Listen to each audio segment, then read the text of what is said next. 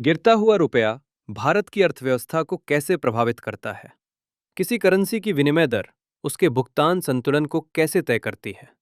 विदेशी पोर्टफोलियो निवेश एफपीआई रुपए की मांग को किस हद तक प्रभावित करता है? रुपए की कीमत को गिरने से रोकने में भारतीय रिजर्व बैंक क्या रणनीतिक भूमिका निभाता है? भारतीय रुपए का ग्राफ तेजी से नीचे की ओर भाग रहा है। रुपया डॉलर विनिमय दर यानी एक अमेरिकी डॉलर खरीदने के लिए जितने रुपए की जरूरत होती है वो इस साल मई में 96 के पार चली गई। ये दर करीब एक साल पहले 85 के आसपास थी, जो तब से अब तक रुपए की कीमत में आई गिरावट को दिखाती है। एक्सचेंज रेट वो कीमत है जो कोई मुद्रा जैसे कि रुपया, डॉलर या अन्य मुद्राओं के मुकाबले बाजार में हासिल करती है। जैसे बाजार में प्याज की कीमत मांग और आपूर्ति से तय होती है, वैसे ही किसी मुद्रा की कीमत भी तय होती है। रुपए की कीमत पर व्यापार घाटे का क्या असर पड़ता है? भारत के निर्यात बढ़ने के साथ रुपए की मांग बढ़ती है और आयात बढ़ने के साथ घटती है। जब लुधियाना की कंपनियां कपड़ों का निर्यात करती हैं, तो विदेशी खरीदारों से मिलने वाले डॉलर या यूरो को श्रमिकों और सप्लायर्स को भुगतान करने के लिए रुपए में बदला जाता है, जिससे रुपए की मांग बढ़ती है। दूसरी ओर भारतीय कंपनियां रुपए को डॉलर में बदलकर तेल का आयात करती हैं, जिससे रुपए की मांग कम हो जाती है। रुपए की मांग तब भी घटती है जब हम विदेश यात्रा करते हैं और हवाई अड्डे पर अपने गंतव्य देश की मुद्रा के लिए रुपए को बदलते हैं।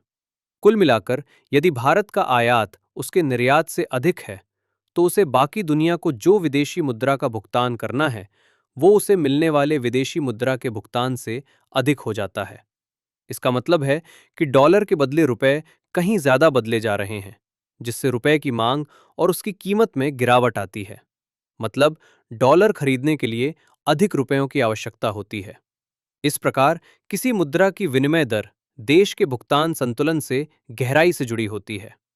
भारत का व्यापार घाटा लगातार बढ़ता जा रहा है, खासकर तेल का आयात निर्यात से अधिक होता है। मर्चेंडाइज ट्रेड अकाउंट के इस घाटे की कुछ भरपाई भारत के अदृश्य खाते के मुनाफे से होती है। ये मुख्य रूप से सेवाओं के निर्यात, खासकर सॉफ्टवेयर और विदेशों में काम करने वाले प्रवासी मजदूरों द्वारा भेजे जाने वाले धन, विशेषकर पश्चिमी एशियाई देशों से आने वाले पैसे की बदौलत संभव होता है।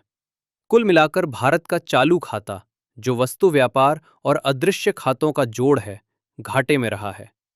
चालू खाते के इस अंतर को, यानी भारत पर बाकी दुनिया के बकाया विदेशी मुद्रा भुगतान और उसे मिलने वाले विदेशी मुद्रा भुगतान के बीच की खाई को, पूंजी खाते के माध्यम से आने वाले धन, मुख्य रूप से विदेशी निवेश और ऋण द्वारा पाटा गया है।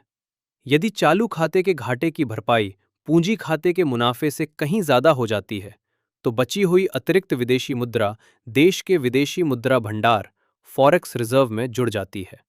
पूंजी का बाहर जाना रुपए को कैसे कमजोर करता है? किसी देश का विदेशी मुद्रा भंडार उतना ही कीमती होता है जितना किसी परिवार का खजाना। विदेशी मुद्रा की कमी के दिनों में जरूरी चीजों के आयात के लिए और जब पूंजी का बाहर जाना बहुत ज्यादा हो जाए, तो मुद्रा की कीमत की रक्षा करने के लिए इस भंडार का इस्तेमाल किया जाता है। एफडीआई ज्यादातर नए या मौजूदा कारखानों और व्यवसायों में होता है और इसके चलते ये मेजबान देश से कुछ बंधनों के साथ जुड़ा होता है। इसके विपरीत विदेशी पोर्टफोलियो निवेश एफपीआई, जिसमें शेयर या बॉन्ड की खरीद शामिल होती है, बेहद अस्थिर होता है और सट्टेबाजी से चलता है। पोर्टफोलियो निवेशक तुरंत वित्तीय मुनाफे की तलाश में किसी देश में आते हैं और जोखिम का पहला संकेत मिलते ही या कहीं और बेहतर रिटर्न मिलने पर बाहर निकल जाते हैं। जब एफपीआई तेजी से अंदर आता है, तो शेयर बाजार में बूम आ जाता है। जब ये बाहर जाता है, तो अपने पीछे बर्बादी के निशान छोड़ जाता है। पूंजी बाहर जाने का मतलब है कि निवेशक रुपए की संपत्तियों में से अपना निवेश निकाल लेते हैं और उन्हें डॉलर की संपत्तियों में बदल लेते हैं, जिससे रुपए की मांग और उसकी विनिमय दर में भारी गिरावट आती है। भारतीय रुपए में तेज गिरावट के हर दौर की पहचान व्यापार खाते के बिगड़ने, एफपीआई के बाहर जाने या दोनों के संयोजन से रही है। इनमें अप्रैल से सितंबर 2013, जब रुपए डॉलर की दर 54.4 से गिरकर 63.8 हो गई। जनवरी से अक्टूबर 2018, 63.6 से 73.6।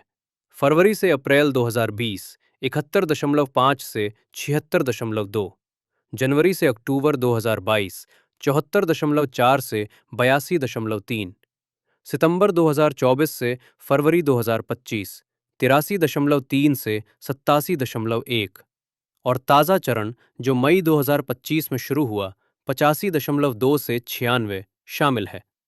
रुपए में हालिया गिरावट मुख्य रूप से विदेशी निवेशकों द्वारा भारत से पैसा निकालने के कारण हुई है, क्योंकि वे बढ़ते भू राजनीतिक तनाव और अमेरिकी ब्याज दरों में बढ़ोतरी के बीच अपने घरेलू आधार की सुरक्षा की ओर लौट रहे हैं। रुपए की कमजोरी भारतीय अर्थव्यवस्था पर भारी लागत थोपती है। $100 प्रति बैरल पर एक बैरल तेल खरीदने के लिए भारतीय कंपनियों को अब ₹9,600 का भुगतान करना होगा, जबकि विनिमय दर ₹85 प्रति डॉलर रहने पर यह ₹8,500 था। हालांकि कमजोर रुपया निर्यात को बढ़ावा देने में मदद कर सकता है। $1,200 की लागत वाली शर्ट अब अमेरिकी बाजार में $12.5 में बेची जा सकती है। यदि विनिमय दर ₹80 प्रति डॉलर होती तो इसकी कीमत $15 होती। लेकिन भारतीय मैन्युफैक्चरिंग पर पड़ने वाले मांग और आपूर्ति के तमाम दबावों को देखते हुए सिर्फ रुपए की गिरावट से बहुत ज्यादा मदद नहीं मिल सकती है। आरबीआई की क्या भूमिका है? भारतीय रिजर्व बैंक विनिमय दर को बहुत निचले स्तर पर गिरने से रोकने के लिए हस्तक्षेप करता है। जब विदेशी निवेशक डॉलर के लिए अपनी रुपए की संपत्तियों को बेचकर तेजी से बाहर भागते हैं, तो आरबीआई अपने भंडार से कुछ डॉलर या ट्रेजरी बॉन्ड बेचकर रुपए को सहारा देता है। इससे रुपए की मांग बढ़ती है और इसकी गिरावट धीमी हो जाती है।